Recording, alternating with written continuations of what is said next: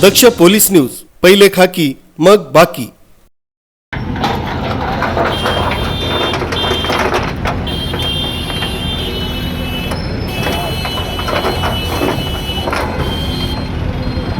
दिनांक 11 जुलै 2024 रोजी गोरगरिबांचे उदरनिर्वाहाचं साधन आणि पावसाळ्यात मनमाड नगरपालिकेनं कुठलीही पूर्वसूचना न देता दबाव तंत्र वापरून अतिक्रमण काढून नष्ट केलं।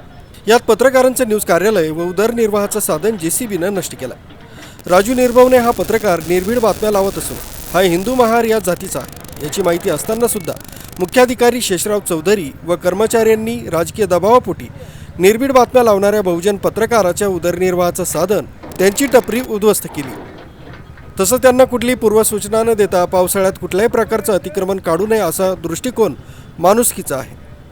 महाराष्ट्र सरकारचं पावसाळी अधिवेशन 29 जून 2024 रोजी चालू असताना त्या अधिवेशनामध्ये गोरगरीब जनतेचा विचार करत विरोधी पक्षनेते नाना पटोले तसंच विजय वडेट्टीवार यांनी पावसाळ्यात अतिक्रमणं काढू नयेत असा प्रश्न मांडला व त्या प्रश्नाचं उत्तर देताना सभाध्यक्ष राहुल नार्वेकर म्हणाले की मुंबई उच्च न्यायालयाचे आदेश आहे की 1 जून ते 30 सप्टेंबरपर्यंत पावसाळ्यात कुठल्याही प्रकारचं अतिक्रमण काढू नये, अन्यथा काढल्यास त्या अधिकाऱ्यावर कार्यवाही होईल। ही बाब टपरीधारक राजू निर्भवने यांनी संबंधित अधिकाऱ्यांना लक्षात आणून दिली असता तरीसुद्धा मुंबई उच्च न्यायालयाचा आदेश लाताळून पायंदळी तुडवून कचरापट्टीत फेकला आहे।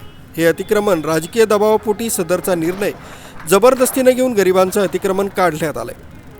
त्यांना पर्यायी जागा तसंच भरपाई न देता दादागिरीनं अतिक्रमण काढण्यात आलंय। अतिक्रमणधारकांचं भर पावसात रोजीरोटीचा प्रश्न रस्त्यावर आला।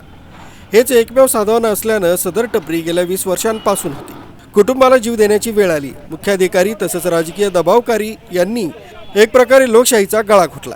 भारतीय संविधानापेक्षा मोठं होऊन मनमानी हुकुमशाही करून मनमाड नगरपालिकेचे मुख्याधिकारी यांनी बेकायदेशीरपणे कुठलीही नोटीस न देता व संबंधित ठिकाणी उपस्थित न राहता कर्मचारी पाठवून व बुलडोजर ट्रॅक्टर JCB पाठवून हे अतिक्रमण जमीनदोस्त करून नष्ट केलं। ऐन पावसाळ्यात आमचं उदरनिर्वाहाचं साधन तोडून आम्हाला आत्महत्या करण्यास मनमाड नगरपालिकेनं मजबूर केलं। यावर कार्यवाही व्हावी, आम्हाला न्याय मिळावा, आमची रोजीरोटी आम्हाला परत मिळावी, आमचं उदरनिर्वाहाचं साधन मिळावं तसंच नुकसान भरपाई व पर्यायी जागा मिळावी अशी मागणी करण्यात आली।